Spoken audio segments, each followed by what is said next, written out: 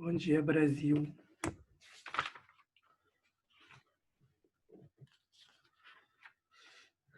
Tudo bem?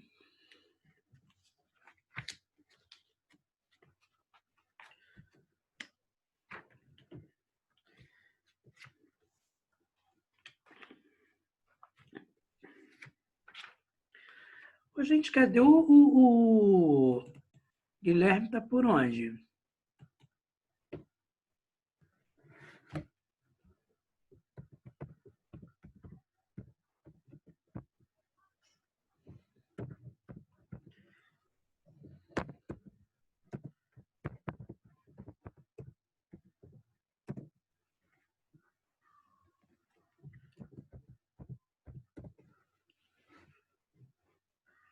Gente, vocês têm notícia do Guilherme?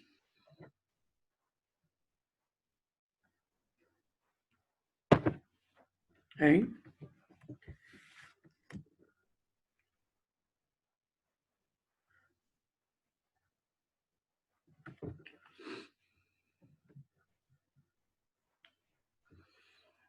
Ah, entendi.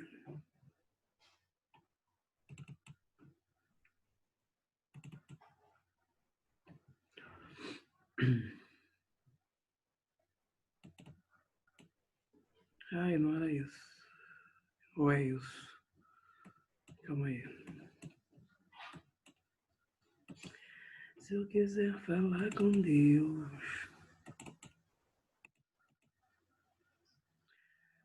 Gente, o que eu fiz aqui? Eu coloquei a matéria do primeiro ano, foi isso?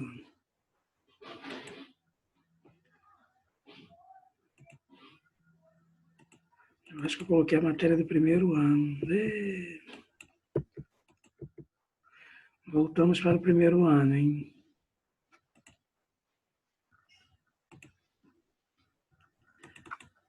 Segundo ano.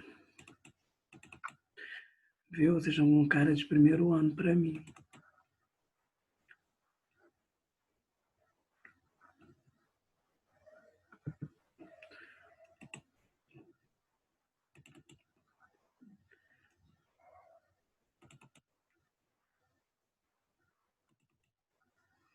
Agora acho que vai.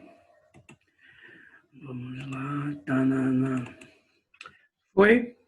Tanana. Foi, né? Foi? Gente, vocês estão enxergando alguma coisa?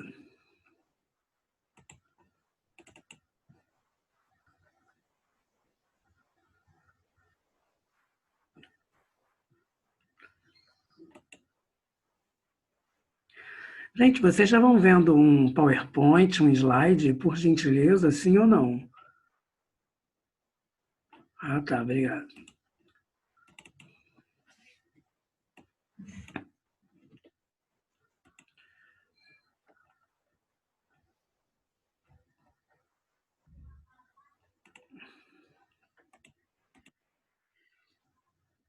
E agora, estão vendo, né?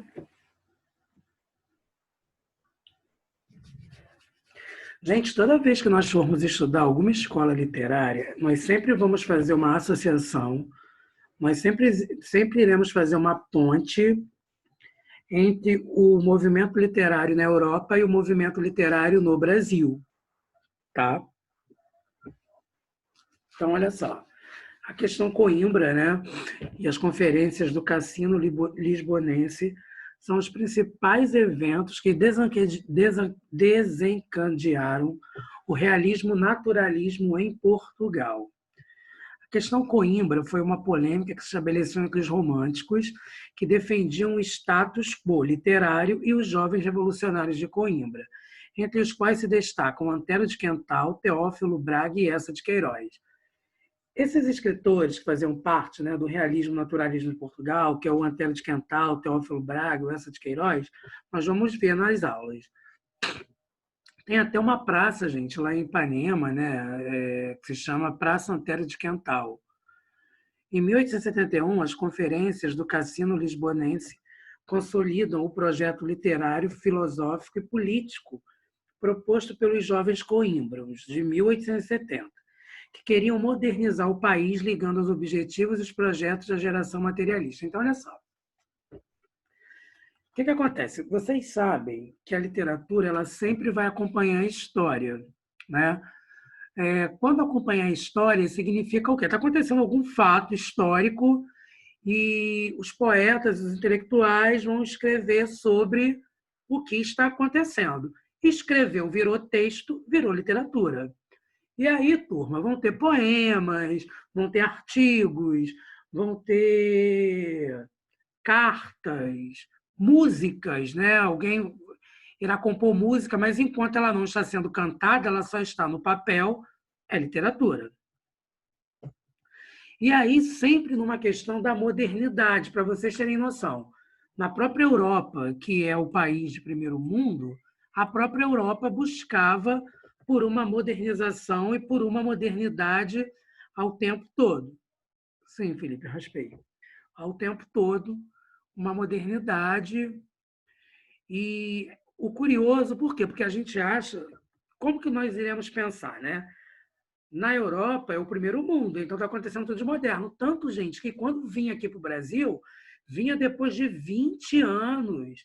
Tinham coisas que vinham até depois de 50 anos, coisas que explodiu na Europa, vem para o Brasil há muito tempo, depois de muito tempo. Né? Nesse contexto, a poesia e a prosa convertem-se em armas de ação, em formas de engajar o escritor na luta social de seu tempo, em modos privilegiados de tentar superar o provincianismo da mentalidade portuguesa. Gente, vocês já ouviram isso aqui, ó? Essa expressão? Eu não sei se vocês já ouviram essa expressão aqui, ó. Nossa, nossa, assim você me... Não, não é isso não. Nossa, que coisa mais provinciana. Vocês já ouviram isso? Cadê o Luiz Eduardo, gente? Vocês já ouviram isso? Nossa, que coisa mais provinciana. Nunca ouviu, Rodrigo? Já ouviu, Amanda? Mariana também não? Você lembra mais ou menos, Amanda, o que significa essa expressão? Ou você só ouviu? Eu não lembro o significado. Ah, que chato. A mãe dele conversou comigo sobre essa coisa do sinal da internet. Então tá, olha só, gente. Quando eu falo que coisa mais provinciana, é uma coisa mais passada, uma coisa mais sem modernidade, uma coisa mais arcaica, uma coisa mais antiga. Nossa, que pensamento mais provinciano. Ele é bem provinciano, aquela coisa, gente, pacato do interior. Sabe aquela coisa do interior, aquela coisa que não vê uma modernidade? Exemplo, discutir preconceito racial, eu acho muito provinciano. Mano, ultrapassado.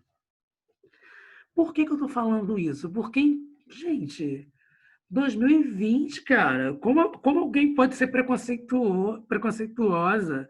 Como que alguma pessoa pode ser preconceituosa ou algum ser pode ser preconceituoso? É claro que a gente sabe que tem, né? Mas sei lá, eu acho muito provinciano, entendeu? Então vocês podem usar isso. Nossa, que coisa mais provinciana. Chique, né? Aí, Amanda, o Felipe tá falando que você é super provinciana. Ó, então, no caso, gente, Portugal. Portugal seria provinciano? Super. Super. Por que Portugal seria super provinciano? Porque Portugal queria. Estava preso a valores da igreja. Ele não ia acreditar que a ciência estava vindo com explicações, né? Você mudar todo um esquema, né? Ó,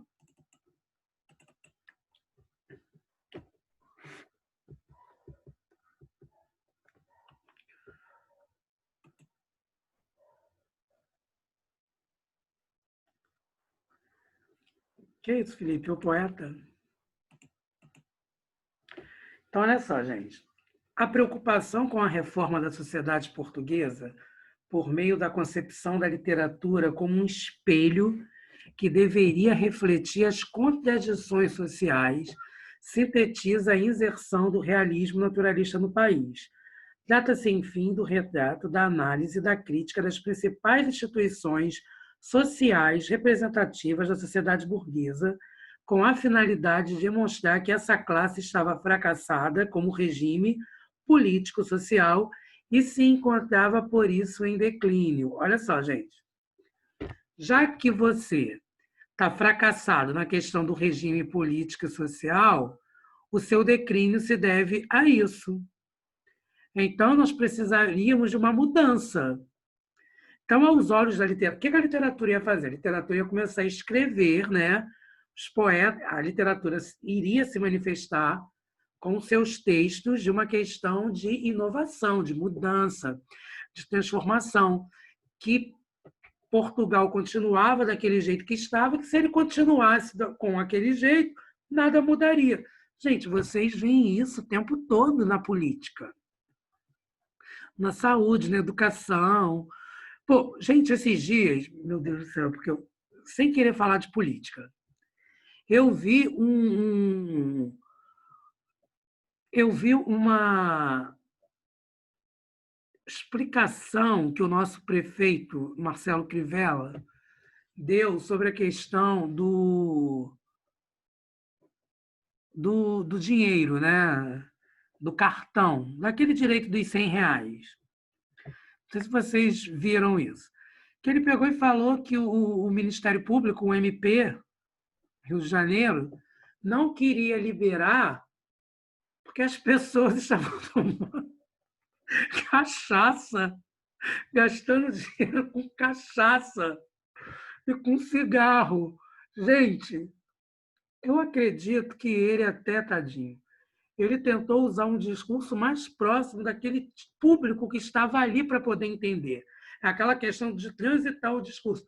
Gente, mas como que um prefeito vai chegar em público e falar que as pessoas gastaram dinheiro em cachaça, gente? Ele poderia falar assim, não, porque, infelizmente, os cidadãos, né, estão gastando dinheiro com álcool, com bebidas alcoólicas. Em seguida, justificar de uma maneira clara e não tão grosseira, né? Estão tomando, estão gastando dinheiro com álcool ao invés de coisas mais necessárias, como comida, remédio, esse tipo de situação, né?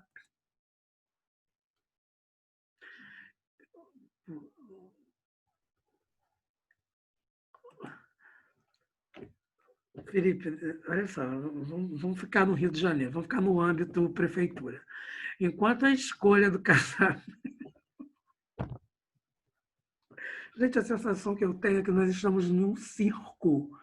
Parece que nós estamos sendo governados, sei lá, parece que estamos num circo. Ó, enquanto a escolha do casamento, visto como estrutura básica do sistema burguês, torna-se um dos temas preferenciais do realismo. Então, olha só, é, deixa eu me concentrar aqui, porque o Felipe falou de Bolsonaro, eu lembrei de um monte de coisa. Enquanto a escolha do casamento, vista como estrutura básica do sistema burguês, torna-se um dos sistemas preferenciais do realismo, a insistência no adultério feminino manifesta alguns elementos típicos do naturalismo. Então, olha só, turma, a gente vai falar do casamento, né? Os valores do casamento. O casamento era visto de um jeito no romantismo, que nós vimos e nós sabemos, e como que o casamento é visto no realismo. Só que ainda vai ter uma subdivisão do realismo, como vocês bem sabem, que é o naturalismo, e o naturalismo vai focar na questão do próprio adultério feminino. Ele vai colocar a mulher como um ser que também tem desejos, uma mulher que também erra, né? Uma mulher que também tem desvio de caráter, desvio de personalidade. É... Ó, então, vamos voltar aqui. Trata-se da visão determinista. Lembra do determinismo, gente, né? Segundo o qual a mulher reduz-se à condição de fêmea. Então, olha isso, gente. Fêmea, mas uma fêmea... Como que vai ser essa questão fêmea? Se a gente está no naturalismo, uma questão voltada para o próprio cunho sexual, né? Submissa aos instintos e às influências ambientais. Ou seja, influências ambientais, influências do ambiente. Lembra do cortiço? Eu vou estar no cortiço, eu vou ter influência do ambiente ao todo tempo. A mulher vai ter influência do ambiente.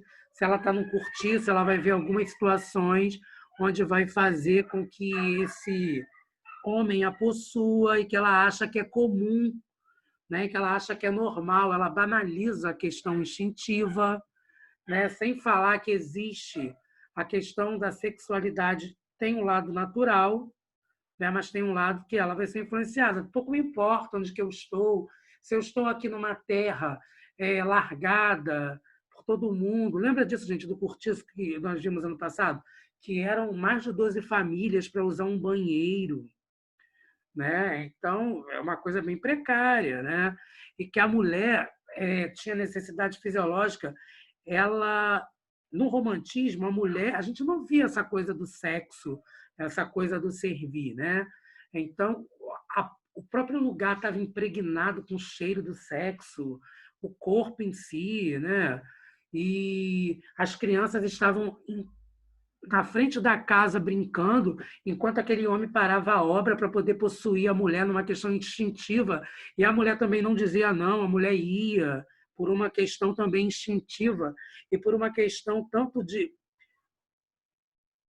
influência do próprio local. Ah, todo mundo faz, eu também faço, né? Aqui é terra de ninguém, ninguém está vendo, é despudorado, ninguém está preocupado mais com a religião, porque eu estou falando de realismo, de naturalismo, então estou mais preocupado com a ciência. Eu vejo o meu corpo como reação, acaba sendo uma reação, né? A gente vai explicar, ou seja, a ciência vai explicar as atitudes das personagens, e não mais uma questão religiosa. Além da família em decomposição, olha isso, gente, é o declínio, né? É a decadência. A gente vai falar da decadência. Ó. Além da família em decomposição, outros pilares da ordem social estão vigentes, tais como o clero e a aristocracia. A gente vai falar, né, da questão subtendida do próprio clero. A gente vai falar da família que está se tornando flagelada, a família que está decadente, a família que está acabando. Eu não estou me importando se o meu pai pensa isso de mim, eu não estou nem aí, se a minha mãe também, entendeu? Eu sou mulher e não estou preocupado com que eu tenho uma família, com que as pessoas vão pensar sobre mim. Estão entendendo mais ou menos, gente?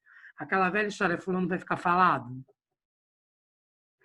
Então, no romantismo ainda existia uma preocupação com a personalidade, com a índole, mas no realismo, no naturalismo, já não existia mais isso.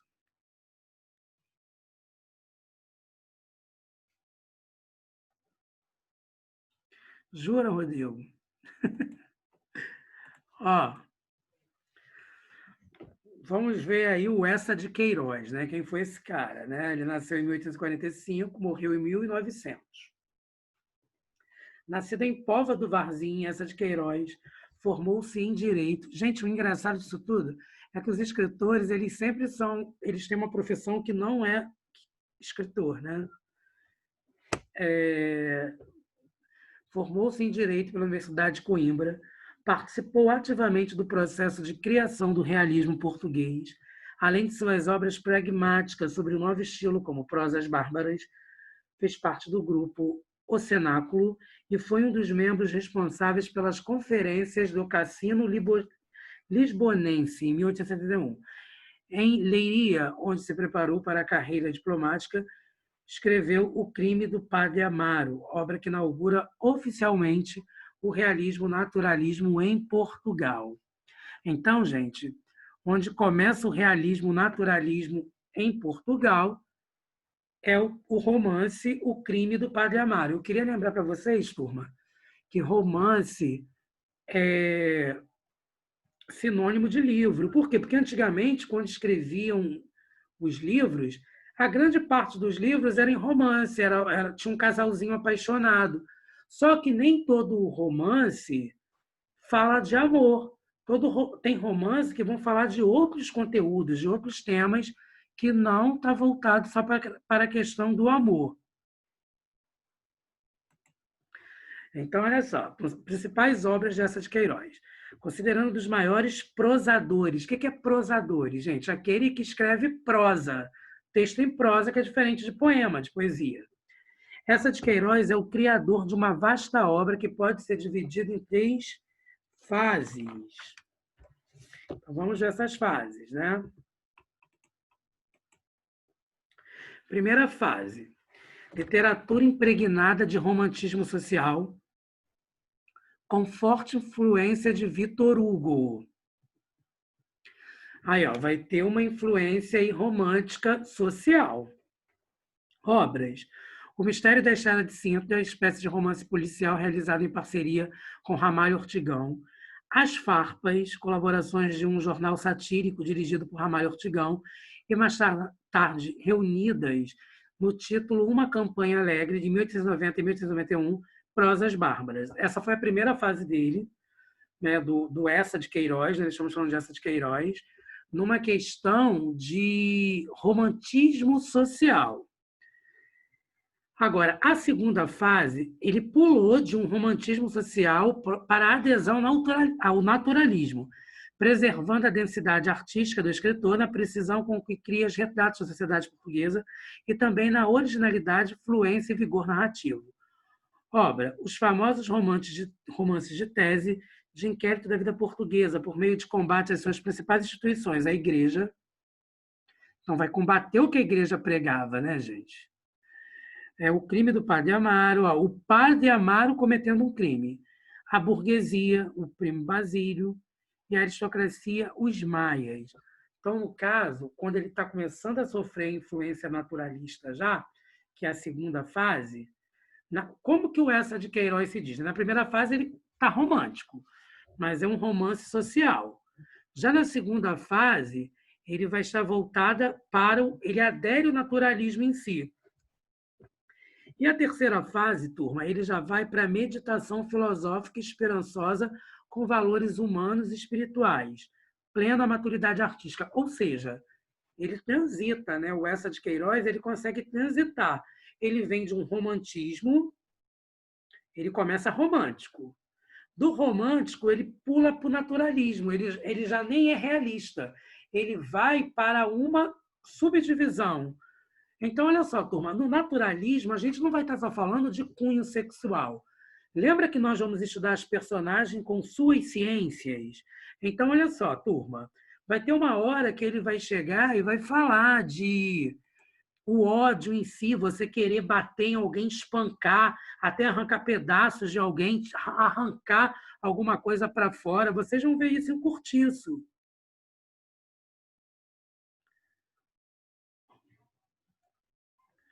Calma aí, tá Felipe e Rodrigo discutindo aqui.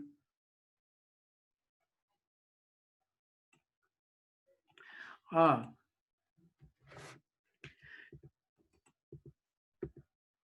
Então, olha só. Mas assim, Rodrigo, eu acho que são aqueles funks que eles falam proibidões, né? Essa coisa vulgar, né? Que você está falando, que você está se referindo.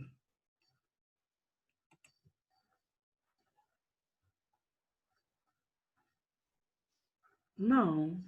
Os que o Felipe está dizendo, não. Então, olha só, gente. Então, vamos voltar aqui ao Eça de Queiroz, né? Para a literatura portuguesa. O que o Eça de Queiroz faz? Ele começa numa primeira fase, né? Que tem impregnada de um romantismo social. Depois ele segue para o naturalismo, com a questão dos padres. Ele vai na igreja, mas ele não quer mostrar. Olha isso, turma. Ele não quer mostrar a igreja como o romantismo mostra, né? Porque na igreja o padre não vai ter pecado. O padre é um ser que ele é divinizado, que ele está próximo a Deus. Só que o Eça de Queiroz ele vai mostrar que ele é padre, mas ele tem defeito, que o padre também é um pecador. Estão entendendo, turma?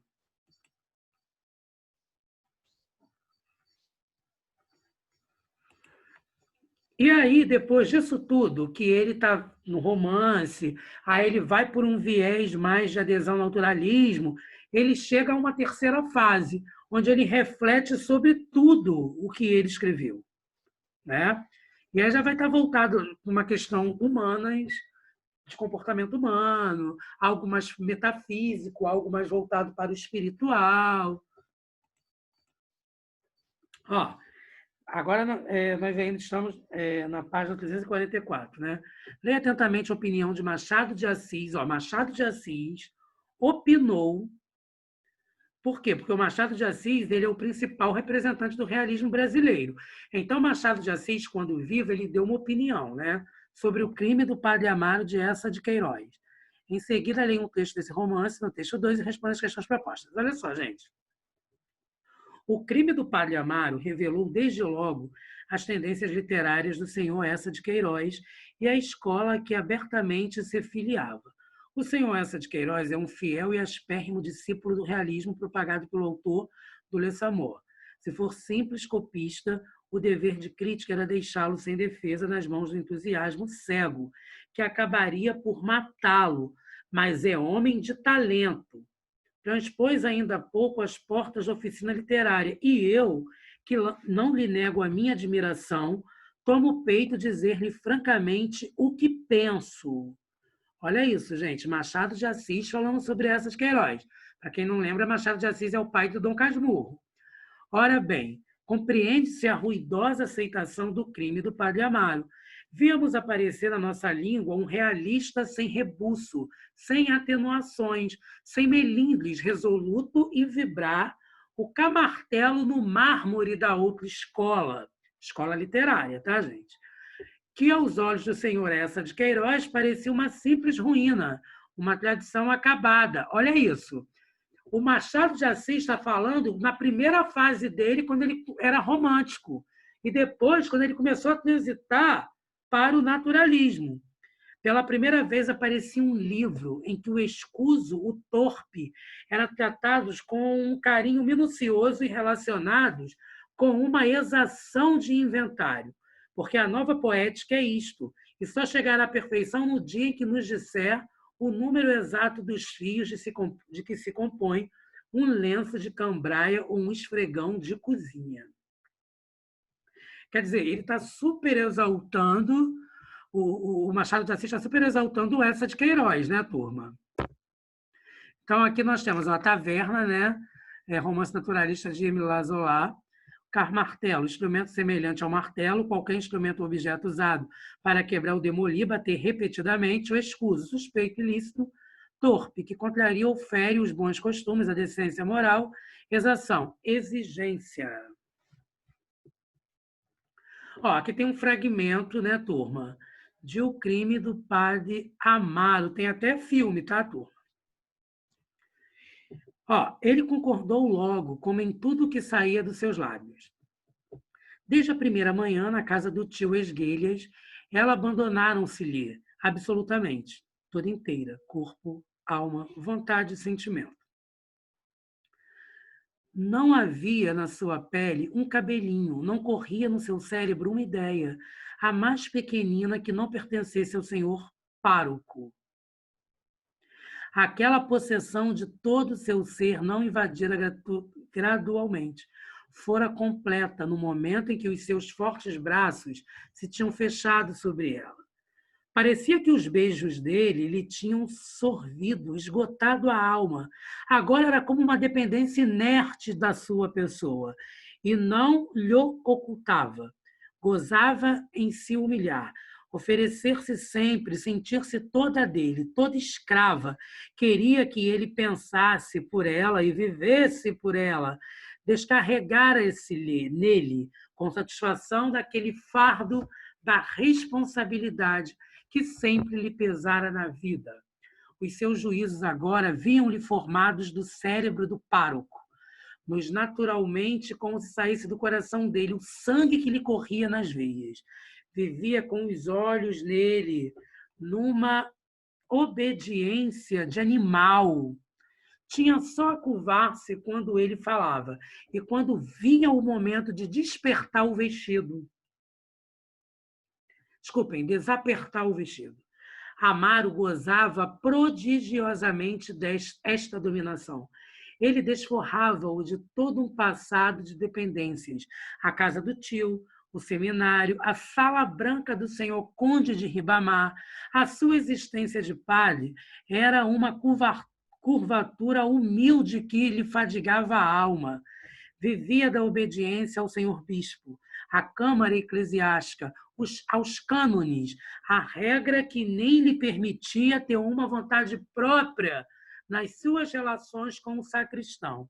E agora, enfim, tinha ali aos seus pés aquele corpo, aquela alma, aquele ser vivo sobre quem reinava com despotismo.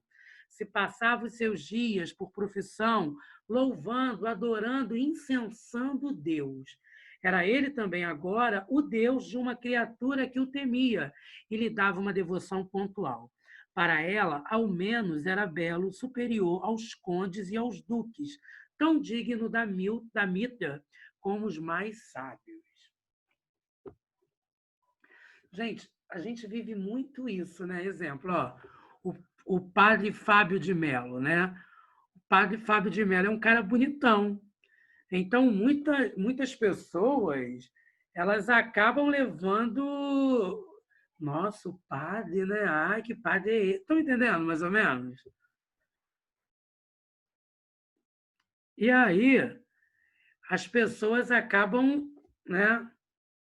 Ah, o padre, né? Estão entendendo, mais ou menos? O nosso padre Fábio é o padre Amaro. Então, olha só. Por aí, Felipe. O padre Fábio é o bicho, né? Ó, no texto 1, Machado de Assis comenta o romance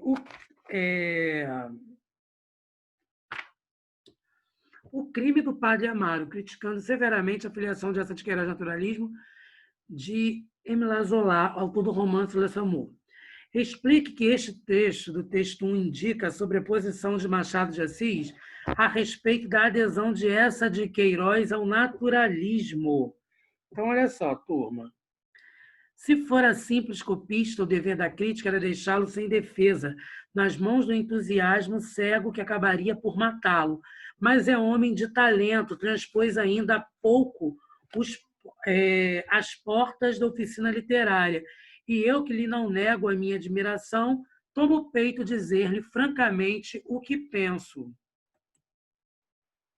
Então, aqui, né, nós vamos explicar. Professor, diferente das pessoas, aquele padre lá que era.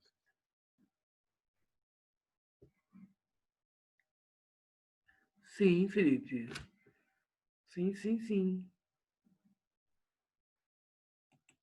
É. Então, as pessoas elas acabam criando, né, uma coisa pelo padre Fábio, né, forte, por ser um homem educado, um homem bonito, um homem inteligente, um homem charmoso, másculo, né, acaba que entra num... Coitado, Amanda, do padre. Gente, a professora Elizabeth de vocês, ela era apaixonada pelo padre. Vocês acreditam nisso? Eu falo que ela ia tirar o padre Fábio da batina. Ó, coitado, Amanda, do padre. Então, olha só, como que nós poderíamos falar? Fragmento indica. Eu também acho isso, gente. Eu acho que o padre deve ser sediado todo dia no Instagram.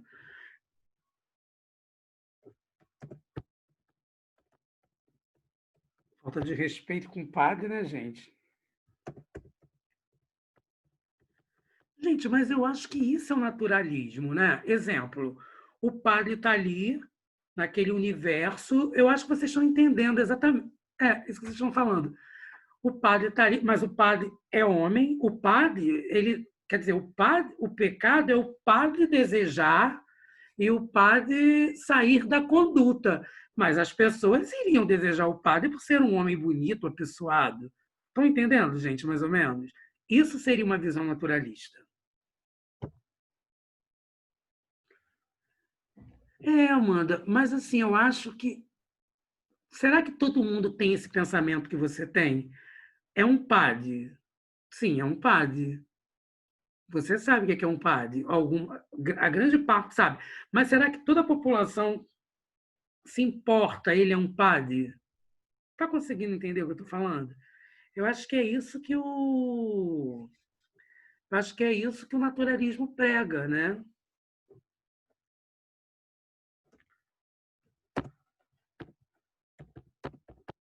Então, vamos lá, considere essa de Queiroz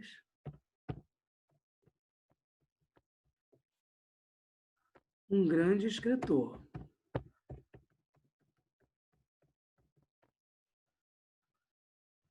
E às vezes também muitas pessoas elas não estão presas a dogmas da igreja, né? Essas informações que nós temos. Pô, é um padre, né? A figura do padre em uma igreja. Como que as pessoas pensam sobre isso, né?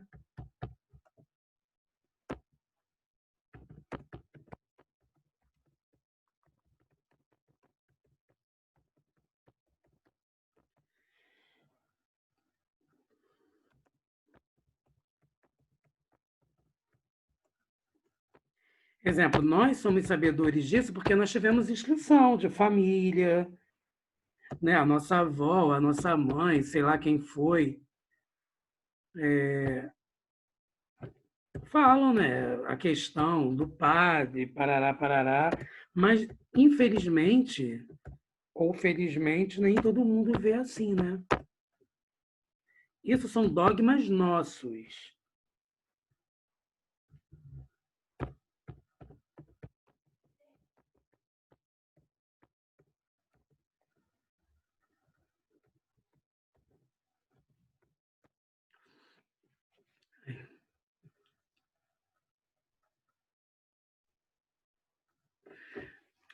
Será, Felipe?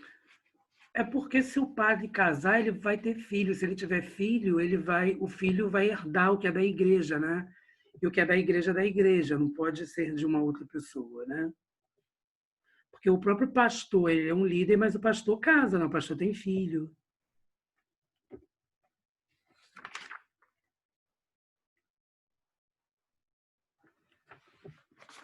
Então, olha só, faltam 2 minutos, né? A que característica do naturalismo a frase a seguir se refere?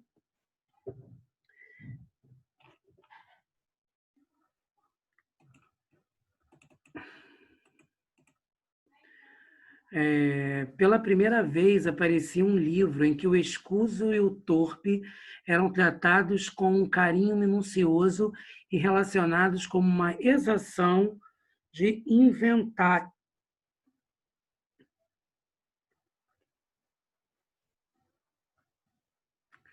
Caramba, aqui no caso é o que vocês estão falando aí, né, gente? É a animalização, né? É o asco, né? Vocês estão vendo que alguns estão tendo o Nossa, né, vocês, mas como que podem pensar isso? É a questão do ser humano como um animal, né? Então a frase refere-se à exploração demasiada da submissão dos personagens. Gente, vocês vão fazer o resto da página 346 para casa, tá? Dos personagens dos romances naturalistas aos instintos, vírgula. Isto é a sua admiração. Gente, vai cair. Tá? Continuem em casa, a página 346, tá?